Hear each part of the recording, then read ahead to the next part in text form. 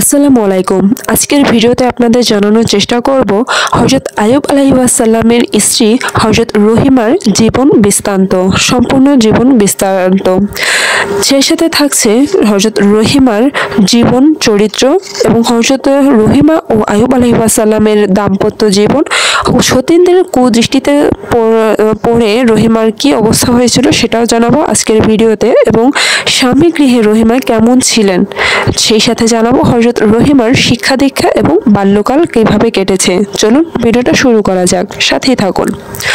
হযরত রহিমা ছোটবেলা থেকে অত্যন্ত সুন্দরী ছিলেন, আর এরূপ অসাধারণ সুন্দরী হওয়ারই তো কথা, কেননা রহিমা হলেন হযরত ইউসুফ আলাইহিসসালামের নাতনি। হযরত ইউসুফ এবং জুলেখা এদের কাহিনী কে না শুনেছে, অবশ্যই শুনেছেন। তো হযরত রহিমা হলো হযরত ইউসুফ ও জুলেখার একমাত্র ছেলের একমাত্র নাতি। হযরত ইউসুফ আলাইহিসসালাম ছিলেন বিশ্বজোড়া সুন্দর চেহারার অধিকারী। তার সৌন্দর্যে বিমোহিত হয়ে অসংখ্য যুবতী লেবু কাটার পরিবর্তে তাদের নিজ হাত কেটেছিলেন। কন্যা সন্তান জন্মগ্রহণ করার পর ফাহিমাও তার স্ত্রীর মনে আনন্দের শিহরণ জাগে। মেয়ের বিভিন্ন অঙ্গ প্রত্যঙ্গের শুভ লক্ষণ দেখতে পান। দাসদাসীরা কোথায় কি করবে ভেবে পায় না, আনন্দে চারদিকে ছোটাছুটি করতে লাগলেন। রাজ্যময় আনন্দ বীণা অনুরণিত হয়ে উঠতে লাগলো। লোক মুখে মুখে এই শুভ সংবাদ রাজ্যের চারদিকে ছড়িয়ে পড়তে লাগলো। চারদিকে থেকে লোকেরা ছুটে আসতো তাকে ফাহিমের বাড়ির সামনে। দরিদ্র ভিখারি অনেক লোক এসে উপস্থিত হয়। ফাহিম খুশি মনে তাদের বিভিন্ন জিনিস দান করতে থাকেন। তাদের মজাদার খাদ্য ও পানীয় বিতরণ করেন। গরিব দুঃখীরা খুশি হয়ে মেয়ের জন্য দোয়া করতে লাগলেন।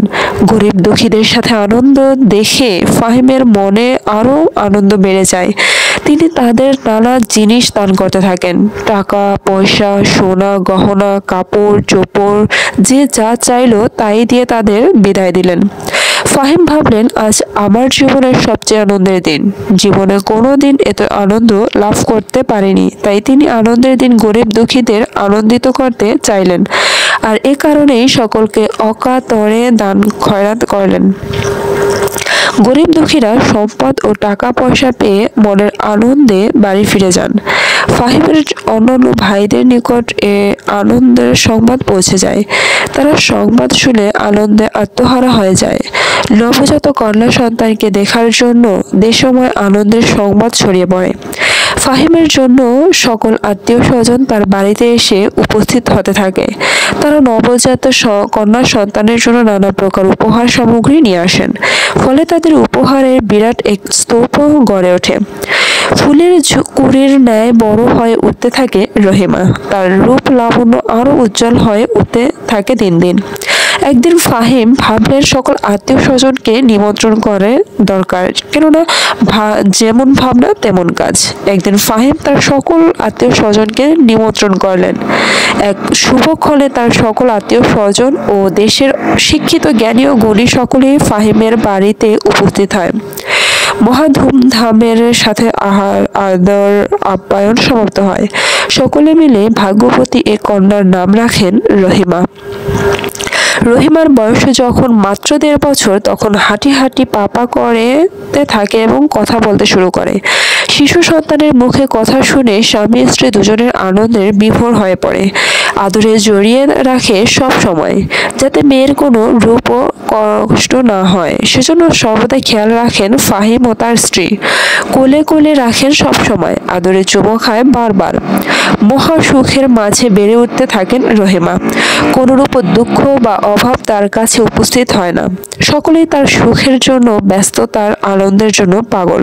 কি পিতা মাতা কিংবা দাসদাসী, সবাই চায় যেন রহিমার মনে কোনো প্রকার কষ্ট দেখা না যায়। কয়েক ডজন দাসদাসীর সেবা যত্নে লালিত পালিত হতে লাগলো হযরত রহিমা। কেননা তার খেলনা এগিয়ে দেয়, কেহ জামা কাপড় পরিয়ে দেয়, কেহ কোলে নিয়ে হেঁটে বেড়ায়, আবার কেহ তার সাথে খেলা করে। তার পায়ে একটু ময়লা লাগলো 10 জন চাকর চাকরানি দৌড়ে আসে তা পরিষ্কার করে দেওয়ার জন্য। এভাবে অতি আদর যত্নে রহিমা বড় হয়ে ওঠে। যখন রহিমার বয়স 6 বছর উপনীত হয় তখন পিতামাতা তার শিক্ষার ব্যবস্থা করেন। প্রথমে তিনি নিজ গৃহে শিক্ষা আরম্ভ করেন, তারপর বিদ্যালয় ও উস্তাদের কাছে। রহিমা ছোট থেকে প্রচ্ছন্ন মেধার অধিকারী ছিলেন, তাই অল্প দিনের মধ্যে তিনি শিক্ষায় বৃত্তি তারপর অর্জন করেন এবং একজন আদর্শ বালিকা হিসেবে আত্মপ্রকাশ করেন। সারা দেশে তার প্রশংসা ছড়িয়ে পড়ে। মানুষেরা তার প্রশংসায় পঞ্চমুখ। এত প্রশংসা শুনে মা বাবার মনে আরো আনন্দ অনুভূত হয়। হযরত রহিমার শিক্ষা দীক্ষা।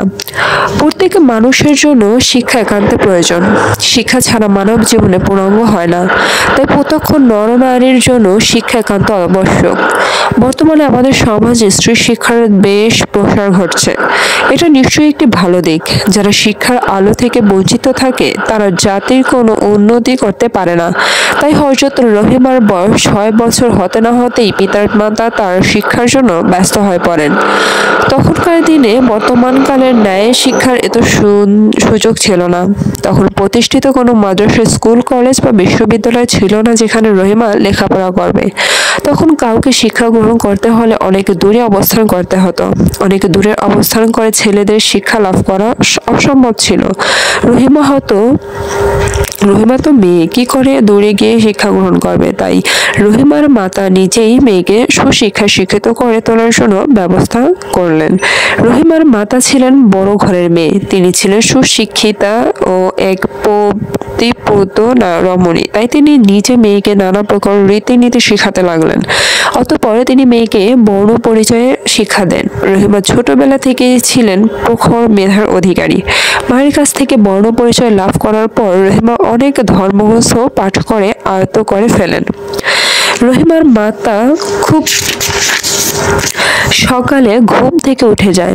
উঠে প্রথমে ওযু করেন, তারপর আল্লাহর ইবাদতে মনোনিবেশ করেন। ইবাদতে শেষ করে কিছু সময় ধর্মীয় পুস্তক অধ্যয়ন করেন। হযরত রহিমা তার মাকে অনুকরণ করতে লাগলেন। মায়ের সাথে সাথে ঘুম থেকে উঠে ওযু করে প্রথমে মহান আল্লাহর ইবাদত করেন, তারপর ধর্মগ্রন্থ অধ্যয়ন করেন। এভাবে ধর্মের অনেক বিধিবিধান সম্পর্কে অল্প দিনের মধ্যেই হযরত রহিমা অসাধারণ জ্ঞান লাভ করেন। শুধু মায়ের কাছ থেকে সে বিদ্যা শিক্ষা লাভ করেই ক্ষান্ত হননি এবং আরো বেশি জ্ঞান অর্জন করার জন্য পরিবারের বাহিরে ওস্তাদের নিকট গমন করতে লাগলেন। ফাহিম মেয়ের শিক্ষার জন্য একজন বৃদ্ধ পণ্ডিতকে ঠিক করেন যেন তার কন্যা সুশিক্ষায় শিক্ষিত হতে পারে। এই বৃদ্ধ ওস্তাদ রহিমাকে আপন মেয়ের ন্যায় দেখতেন, তাকে খুব আদর করতেন। নিজের মেয়ের ন্যায় রহিমাকে যত্ন সহকারে শিক্ষা দান করতে লাগলেন। রহিমা ওস্তাদকে পিতার ন্যায় শ্রদ্ধা করতে থাকেন। রহিমা প্রতিদিন সকালবেলা ঘুম থেকে উঠে নিত্যদিনের মতো ওযু করে নামাজ পড়ে। অতঃপর ধর্মগ্রন্থ অধ্যয়ন করেন। তারপর ওস্তাদের নিকটও গমন করেন। ওস্তাদ তাকে পড়া দেন। রহিমা খুব তাড়াতাড়ি তা মুখস্থ করে ফেলেন। ওস্তাদজি তার মেধা দেখে অবাক হয়ে যায়। ওস্তাদের নিকট থেকে রহিমা বিভিন্ন বিষয়ে গভীর জ্ঞান অর্জন করে। ওস্তাদের নিকট থেকে পাঠ শেষ করে বাড়ি ফিরে রহিমা তার মায়ের পাশে বসে রান্না ও বিভিন্ন জিনিস নিয়ে নিয়মাবলী শিক্ষা লাভ করেন। এমনকি নানা প্রকার সুস্বাদু খাবারও রহিমা তৈরি করতে থাকেন। ফাহিম এসব খাবার খেয়ে মেয়ের প্রশংসা করতেন, ফলে রহিমা উৎসাহ আরো অনেক বেড়ে যায় আর কিছু জানার জন্য তাই উদ্গ্রীব হয়ে পড়ে। এখন শোনাবো স্বামী গৃহে রহিমা কেমন ছিল। যখন হযরত রহিমার বয়স 14 বছর তখন একদিন মহা ধুমধামের সাথে আল্লাহর নবী হযরত আইয়ুব আলাইহিস সালামের সাথে তার বিয়ে হয়। বিয়ের পর হযরত রহিমার স্বামী গৃহে গমন করেন। আইয়ুব আলাইহিস সালামের গৃহে সকলে তাকে সাদর সম্ভাষণে গ্রহণ করেন। বৃদ্ধ মহিলাগণ তাকে স্নেহ ও আদর দিয়ে আপন করিলেন। আল্লাহর কাছে নবদম্পতির সুখ, শান্তি ও সমৃদ্ধির জন্য দোয়া করে বরণ করে নেয়। দাসদাসীগণও তাকে আনন্দের সাথে গ্রহণ করে নানা প্রকার খেদমত করতে লাগলো। হযরত রহিমা পতির ঘরে প্রবেশ করে আইয়ুব আলাইহিস সালামের পূর্বের স্ত্রী অন্যান্য মুরব্বীদেরকে সালাম দিয়ে কুশল জিজ্ঞেস করেন। তার দু সতীনকে বড় বোনের ন্যায় সম্মান করতে থাকেন। এমনকি দাসদাসীদেরও সাথেও নিজ গৃহের সদস্যের ন্যায় ব্যবহার করতে থাকেন। দাসদাসীরাও সবাই তার ব্যবহারে অবাক হয়ে যায়। অনেক দিন যাবৎ তারা এ বাড়িতে কাজ করছে, কিন্তু হযরত আইয়ুব আলাইহিস সালাম ছাড়া কেউ তাদের সাথে ভালো ব্যবহার করেননি। এ কারণে দাসদাসীরাও তাকে শ্রদ্ধা করতে থাকে। দাসদাসীদের শ্রদ্ধা ও ভালোবাসার মতো তার জীবন সুন্দরভাবে কাটতে লাগলো। তার সতীনেরা তার সাথে তেমন ভালো ব্যবহার করলো না। তারা হযরত রহিমাকে কোণঠাসা করে রাখার চেষ্টা করতে লাগলো।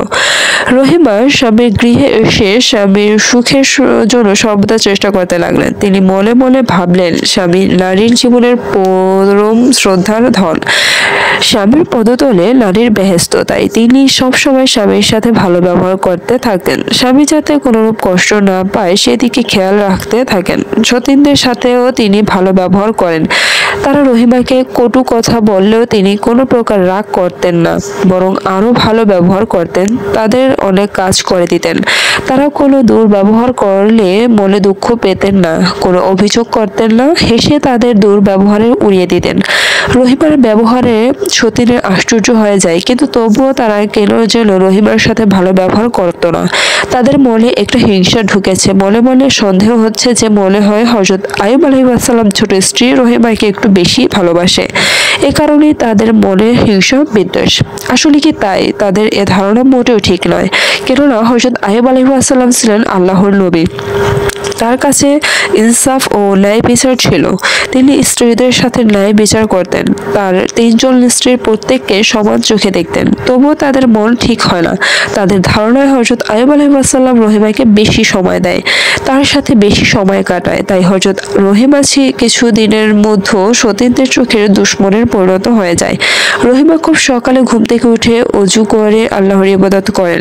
আল্লাহর ইবাদত করার পর সংসারে কাজ করতে শুরু করেন। গৃহের দাসীদের সাথে মিলে সমানে কাজ করতে থাকেন। দাসীদের সাথে মিলে কাজ করতে কোনো লজ্জা হয় না। যদিও রহিমা এক বড় ঘরের আদরের দুলালি, দাসীদের সাথে মিলে কাজ করার কারণে তার সতীনেরা হাসাহাসি করে, কিন্তু তাদের রহিমার কোনো কিছু যায় আসে না। আরো মনোযোগ দিয়ে কাজ করে যায়। অলস হয়ে বসে থাকতে তার ভালো লাগে না, কাজ করতে পারলেই ভালো লাগে। বাপের বাড়িতেও তিনি অনেক কাজ করেছেন, তাই আজও তার বসে বসে সময় কাটাতে ভালো লাগে না। হযরত আইয়ুব আলাইহিস সালাম হযরত রহিমাকে দাসীর মতো কাজ করতে দেখে একটু বিচলিত হন। সে তো ঘরের স্ত্রী, থাকবে রানীর মতো, অথচ দাসীর মতো কাজ করে যায় সমানে। অনেক সময় একটু বিরক্ত হয়ে বলে ওঠে, রহিমা কি করছো? তোমার এসব করার কি দরকার? তুমি তো আর এ বাড়ির দাসী নও, এভাবে সারাক্ষণ কাজ নিয়ে ব্যস্ত থাকবে। তাছাড়া এখানে দাসীদের তো কোনো অভাব নেই। তুমি যদি এত সব কাজ করো তাহলে ওরা কি করবে?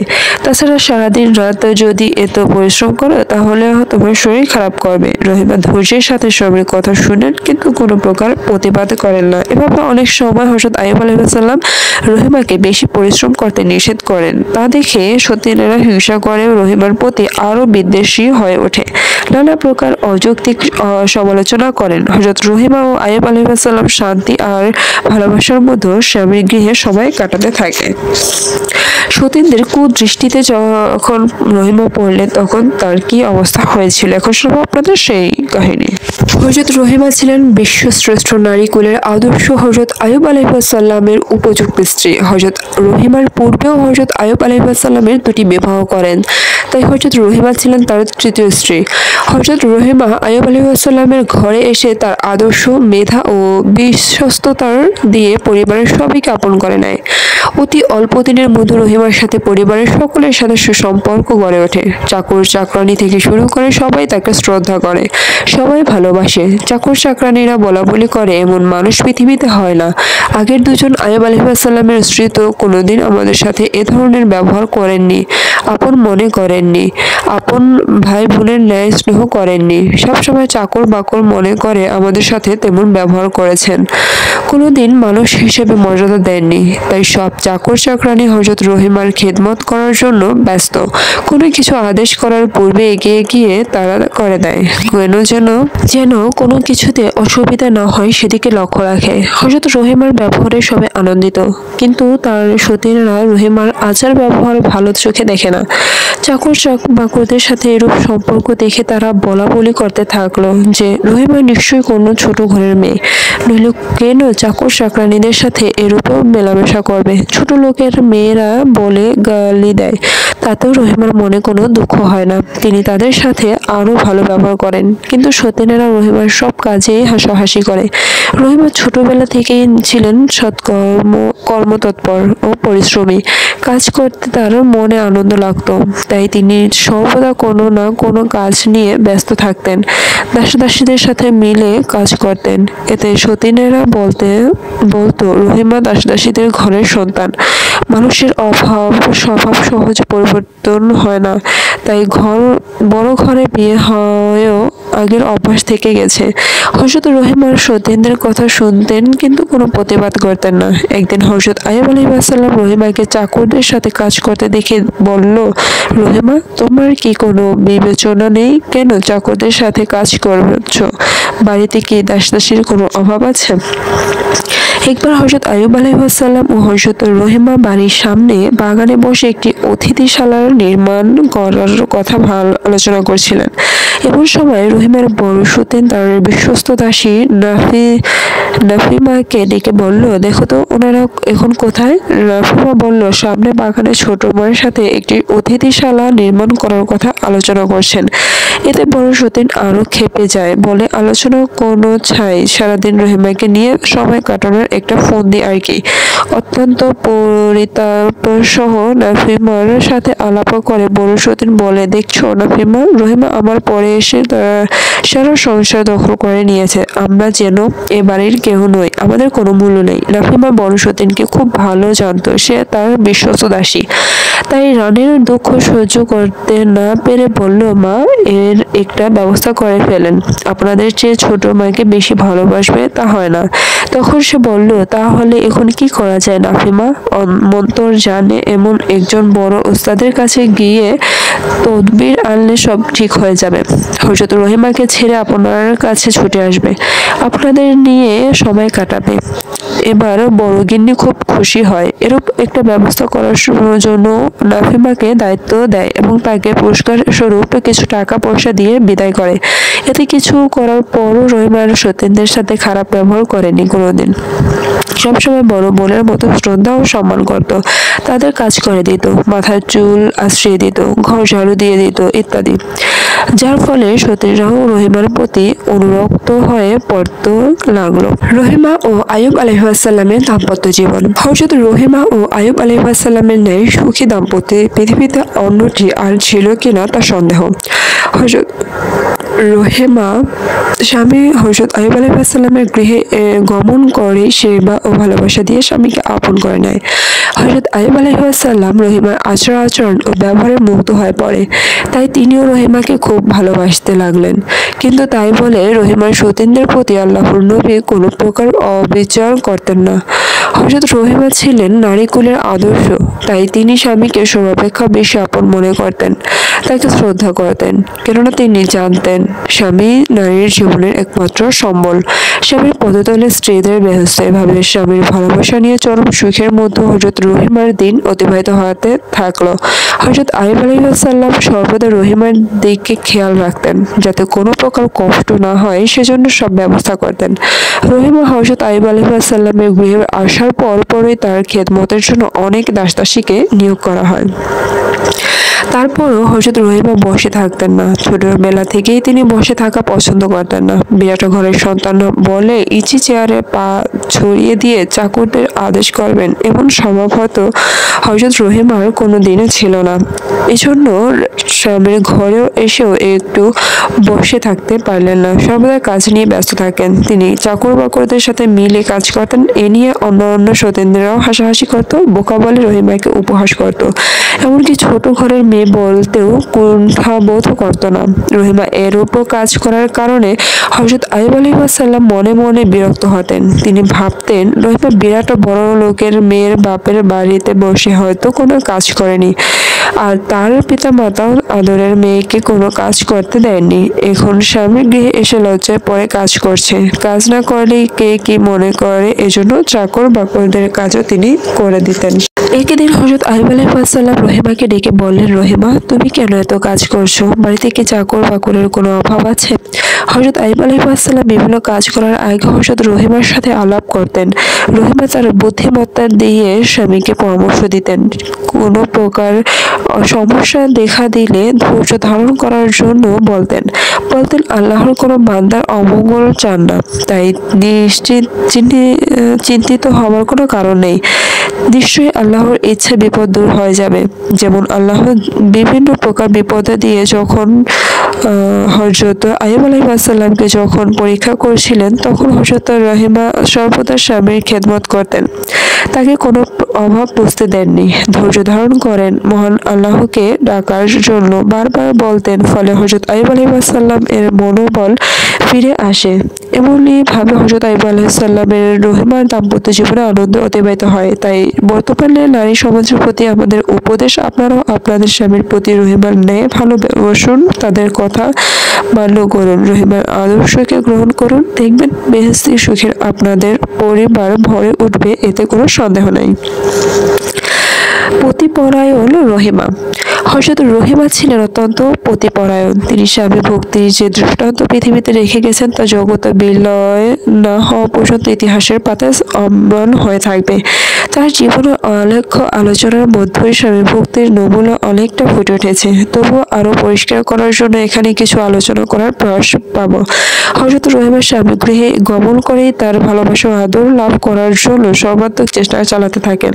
কেননা তিনি জানতেন স্বামী হল নারীদের একমাত্র সম্পদ। এ কারণেই রোগ ও শয্যায় শায়িত আইয়ুব আলাইহিস সালাম এর পাশে বসে তার সেবা করতেন। কঠিন রোগে আইয়ুব আলাইহিস সালামের শরীরে পচা দুর্গন্ধ বের হতে থাকে, যা সহ্য করাও ছিল কঠিন। এসব দুর্গন্ধ উপেক্ষা করেও হাসি মুখে স্বামীর খেদমত করেছেন, যেন তাড়াতাড়ি তার স্বামী সুস্থ হয়ে ওঠেন। হযরত আইয়ুব আলাইহিস সালামের রহিমা ছাড়া আরো দুজন স্ত্রী ছিল। তারা আল্লাহর নবী আইয়ুব আলাইহিস সালামের রোগে পতিত হওয়ার পর দূরে সরে যাওয়ার পরিকল্পনা করে। তারা মনে করে এই কঠিন ছোঁয়াচে রোগ আমাদেরও হতে পারে, তাই আইয়ুব আলাইহিস সালামের নিকট থেকে বিদায় নিতে আসে। তখন রহিমা তাদের অনেকে বোঝাতে চেষ্টা করে, দেখে বোন, নারীদের জীবনে একমাত্র অবলম্বন স্বামী।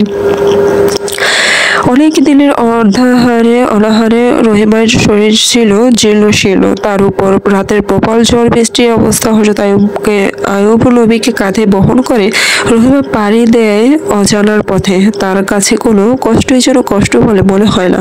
স্বামীকে রক্ষা করাই তার একমাত্র কাজ। যখন দেখলো স্বামীর কষ্ট হচ্ছে, তখন গায়ের ওড়না জড়ায় হযরত আইয়ুব আলাইহিস সালামকে শীত নিবারণ করেন। তারপর এসে এক গ্রামে উপস্থিত হয়েও কোনো অবস্থান করার সুযোগ না পেয়ে বনের মধ্যে চলে যান। বনের মধ্যে কেটে যায় তাদের কয়েকদিন এখানে অবস্থান করার পর যখন তাদের পথের সব সম্বল শেষ হয়ে যায়, তখন রহিমা স্বামীর সুখের দিকে তাকিয়ে আতকে ওঠে। ভাবেন এমন কি করে স্বামীকে বাঁচাবে, কি খাওয়ার তার প্রাণ রক্ষা করবে। ঘরে তো খাওয়ার নেই, তাই রহিমা গ্রামে গিয়ে মানুষের বাড়ি কাজ করতেন পরিকল্পনা করে। তার পরিকল্পনার কথা স্বামীকে জানায়। স্বামী হযরত আইয়ুব আলাইহিস সালাম বলেন, রহিমা, কিভাবে তুমি কাজ করবে? তুমি বড় ঘরের মেয়ে হয়েও এত কষ্ট সহ্য হবে না।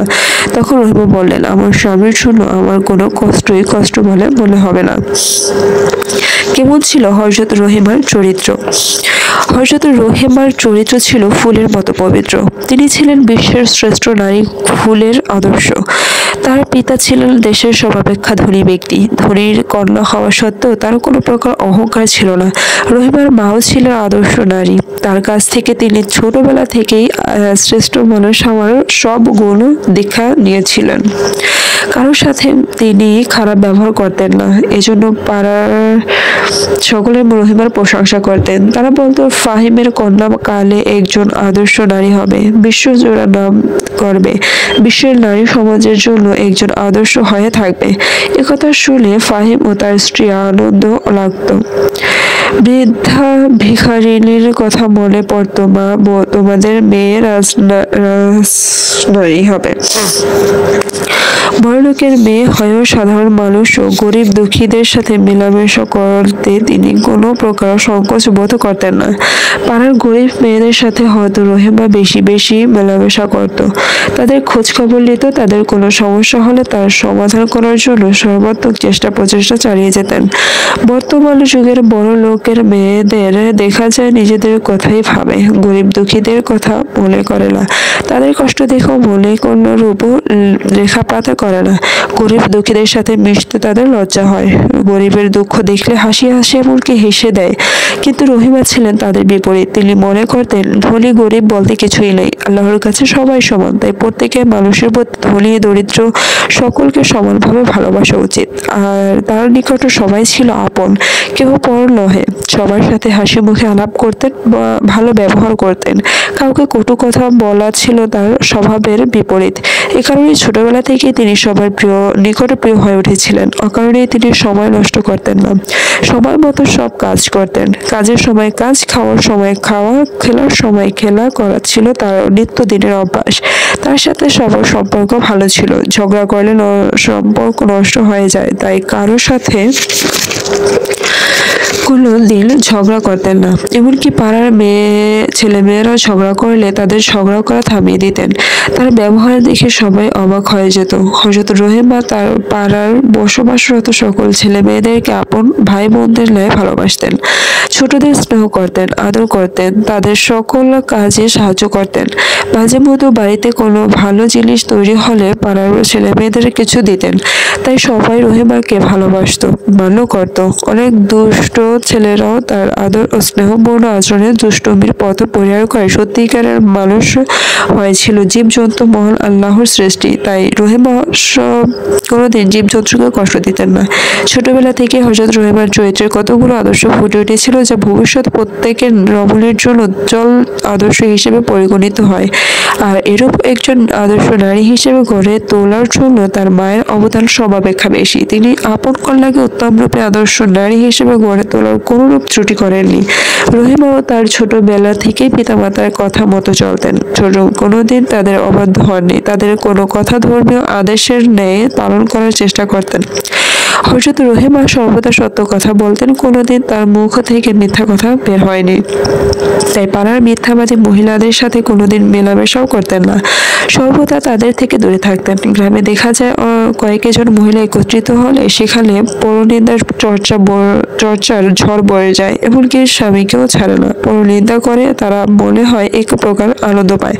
হযরত রহিমা এসব মহিলাদের ধারে কাছেও যেতেন না। হযরত রহিমা সকলকে সমানভাবে মনে করতেন, দাসদাসীদের প্রতি কোনো দিন খারাপ ব্যবহার করতেন না, কোনো কটু কথা বলতেন না, তারা কোনো প্রকার অন্যায় করলে শাস্তি না দিয়ে তাদের সাথে ক্ষমা করে দিতেন, যেন তারা মনে করতে না পারে আমরা এবারের চাকর।